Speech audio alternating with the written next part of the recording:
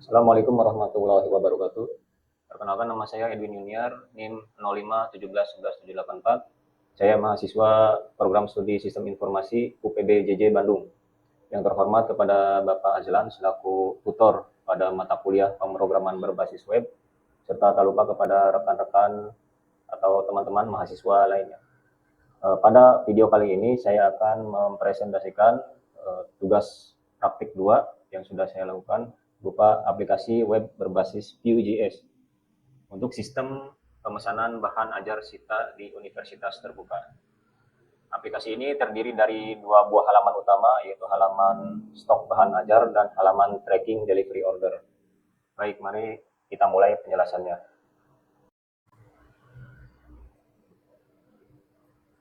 Ya, di sini terdapat indeks HTML yang saya buat sebagai landing page yang menampilkan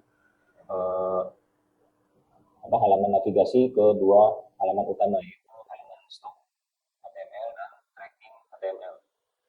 Di sini dapat kita klik, misal di sini untuk menuju halaman manajemen stok dan di sini untuk menuju ke halaman tracking. Lalu berikutnya saya akan menunjukkan arsitektur dan struktur pada proyek ini. Arsitektur atau struktur proyek yang saya terapkan mengikuti standar organisasi file Vue.js yang telah dipelajari di modul 4, 5, dan 6. Nah, di sini saya perbesar dulu. Nah, kita bisa lihat struktur proyeknya. Ya, di sini terdapat folder proyek, yaitu tugas 2 Vue. Di dalamnya ada folder CSS dan JS. Lalu ada file index HTML, stock HTML, dan tagging HTML di dalam root folder. Lalu di dalam folder CSS ada style CSS, dan di dalam folder JS terdapat data dummy berupa file data bahan ajar JS, stock app.js sebagai penyimpan logika halaman stok, dan tracking app.js sebagai logika tracking HTML. Yang perlu diperhatikan adalah di sini ada data bahan ajar JS. Ini sudah disediakan di dalam soal yang di dalamnya tersimpan dummy data, ya, berupa objek app data. Ya, di sini kita lihat strukturnya terpisah-pisah, ya. Di sini seperti ini. Dengan struktur seperti ini, maka setiap komponen memiliki tanggung jawab tunggal. Ya, setiap komponen memiliki tanggung jawab tunggal sehingga kode lebih mudah dipahami, diuji, dan dikembangkan di masa mendatang. Selanjutnya saya akan mendemonstrasikan implementasi data binding dan list rendering yang merupakan inti dari reaktivitas Vue.js. Nah, di sini saya akan menampilkan stok HTML. Ya.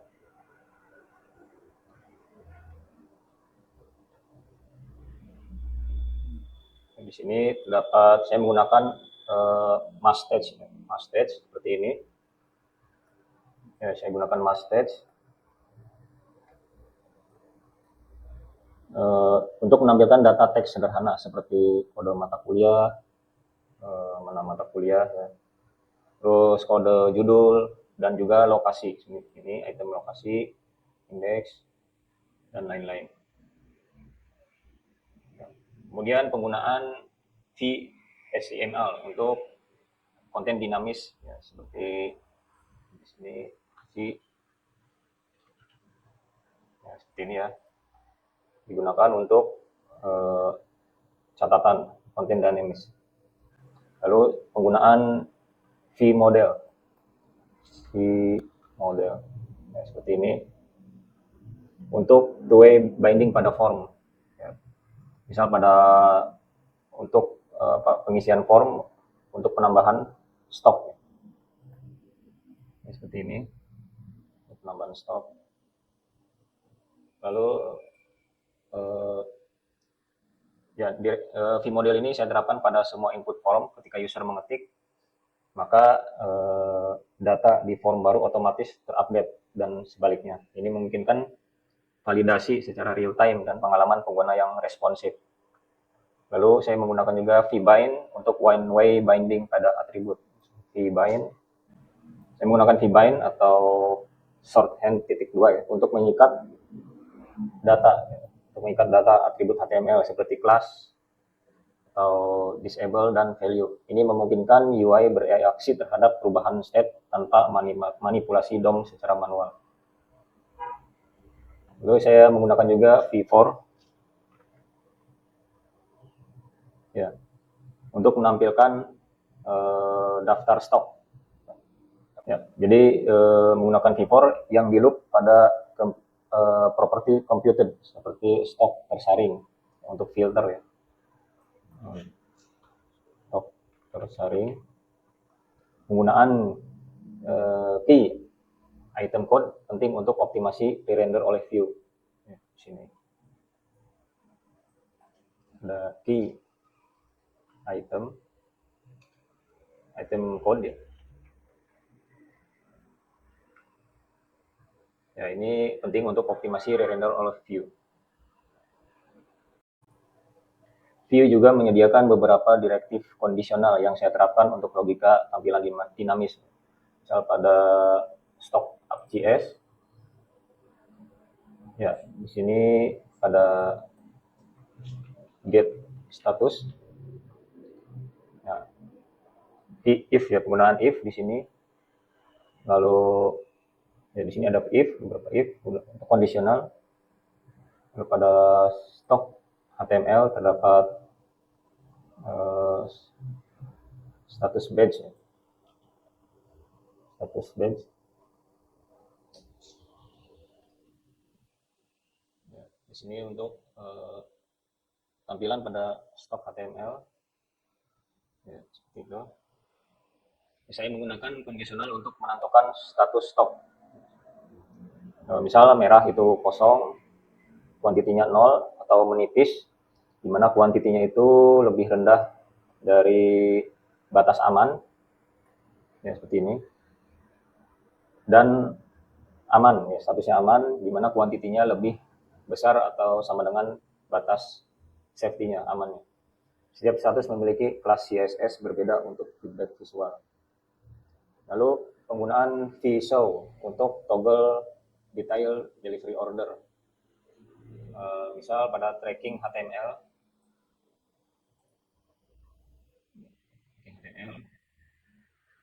saya gunakan vShow. Ya, vShow toggle detail delivery order ini saya pilih vShow karena elemen tetap di DOM dan hanya diubah di CSS display. Ini lebih efisien ya, untuk interaksi yang sering seperti expand dan collapse. Misal pada tracking ya, seperti ini. Ya, ini lebih efisien ya, vShow. Lalu if untuk filter dependent. Saya menerapkan dependent options filter kategori hanya muncul setelah user memilih UT daerah. Nah, ini bisa dilihat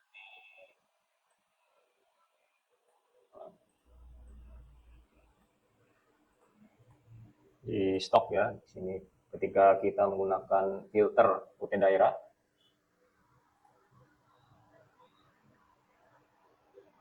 Ya, di sini ya. Maka muncul filter kategori seperti ini.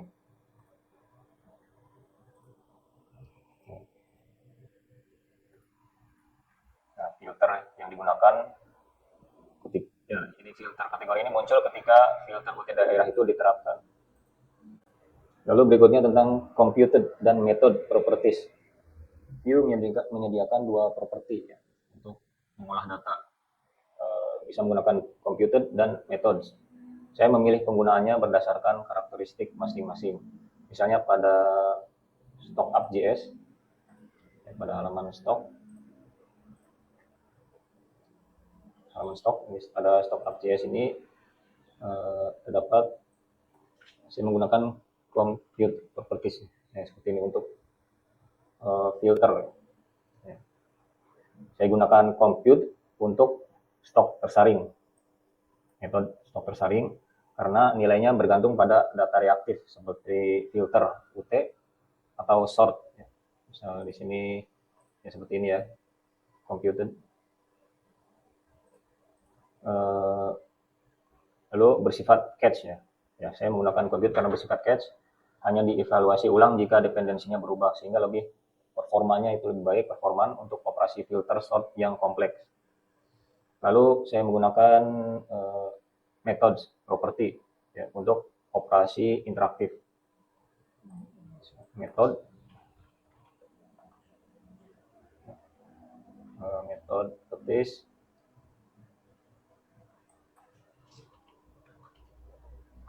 ya, di sini ya. Di sini ada metode.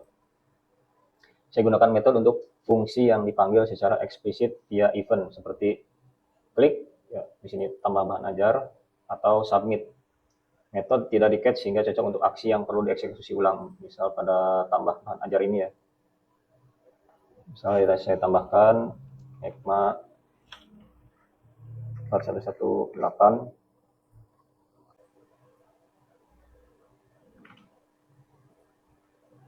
ya, seperti itu ya. Ya, itu menggunakan metode. Nah, di sini maka akan muncul ya ini ya, aman. Saya langsung coba saja. Misal saya edit stoknya.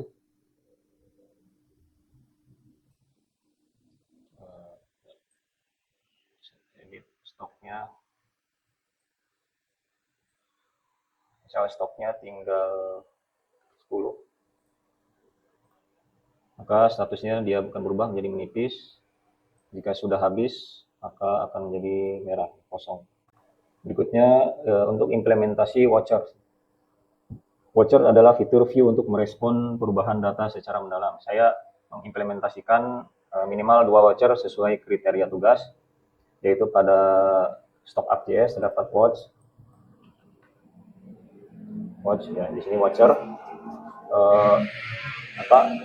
di sini watcher ini memastikan konsistensi filter ya, konsistensi filter. Ketika user menghapus pilihan putih daerah, maka filter kategori otomatis direset. Ini mencegah kondisi filter yang tidak valid. Ya, misal ketika saya ubah menjadi semua UT, ya, ini adalah cara kerja dari watcher. Lalu saya gunakan juga pada stok ya. Di sini ada watcher yang kedua ya. Stok watch. Untuk memonitor perubahan stok. Misal tadi kita sudah coba mengedit ya, dari sini bisa perubahan stok menjadi 50. Ya, seperti ini. Maka dia akan berubah menjadi aman, menjadi hijau, berubah warnanya. Itu fungsi dari watcher yang saya gunakan.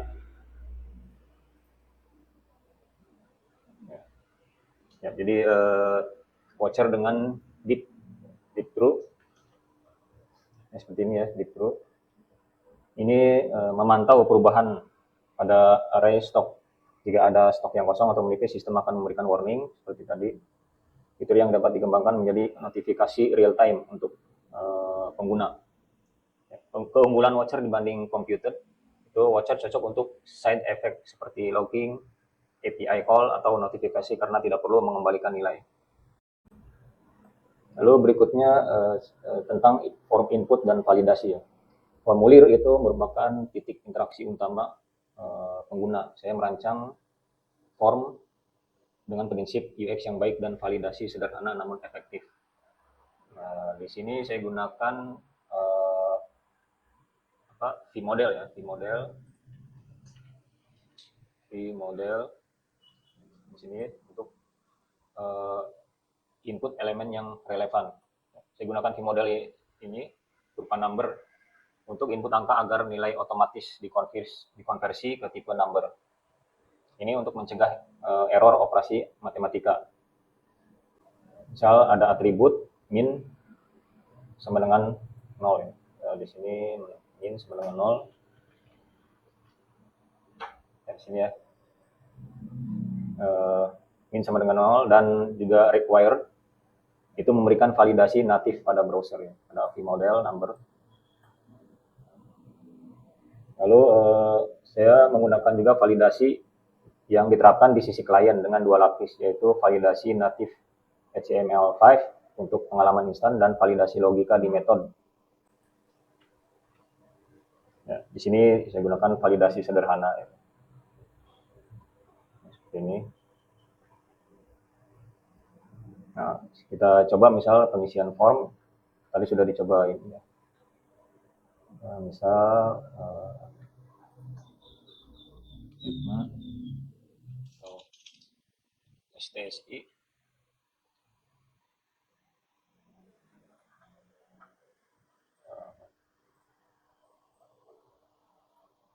STSI 4204 analisis dan visualisasi data.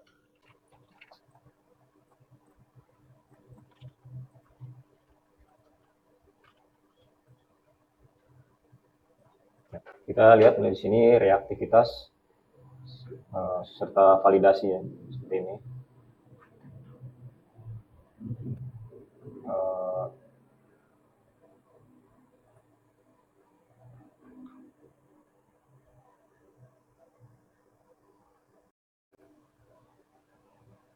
Nah, bagaimana jika saya memasukkan mata kuliah yang sudah ada, misalnya STSI 4204.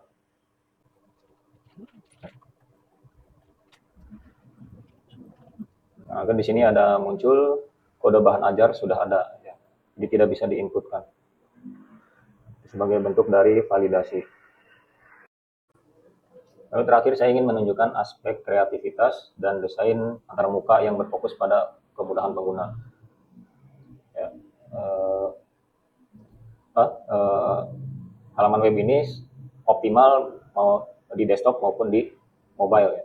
Jadi saya gunakan add-on mobile simulator seperti ini. Ya. Maka tampilan di perangkat mobile akan seperti ini. Ya, jadi optimal ya, baik di desktop maupun di mobile. Ya.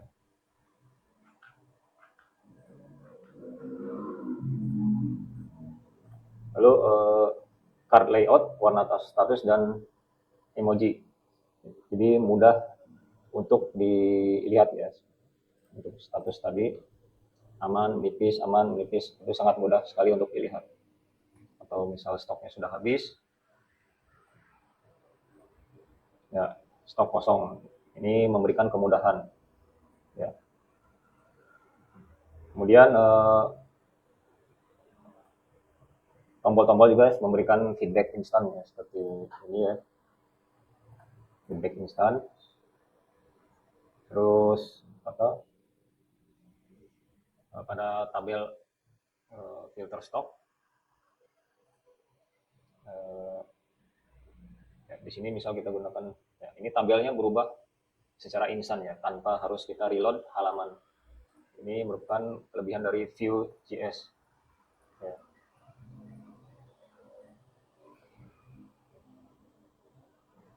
Kemudian pada halaman stok tracking,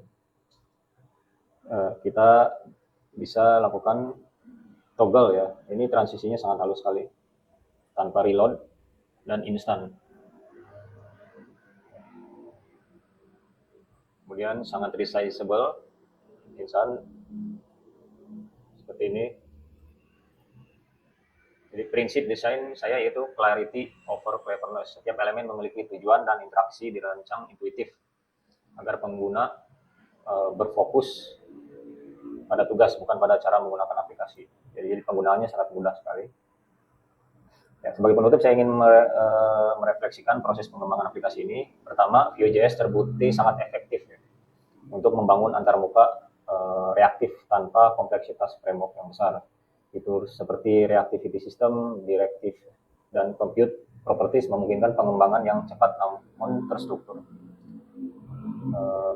Tantangan terbesar adalah memilih antara computed method atau watcher untuk kasus tertentu. Saya belajar bahwa gunakan computed untuk data turunannya image, eksplisit, dan side effect. Aplikasi yang saya buat bisa diakses di halaman web ini. Nah, ini Terima kasih atas perhatiannya. Mohon maaf jika ada kesalahan. Wassalamualaikum warahmatullahi wabarakatuh.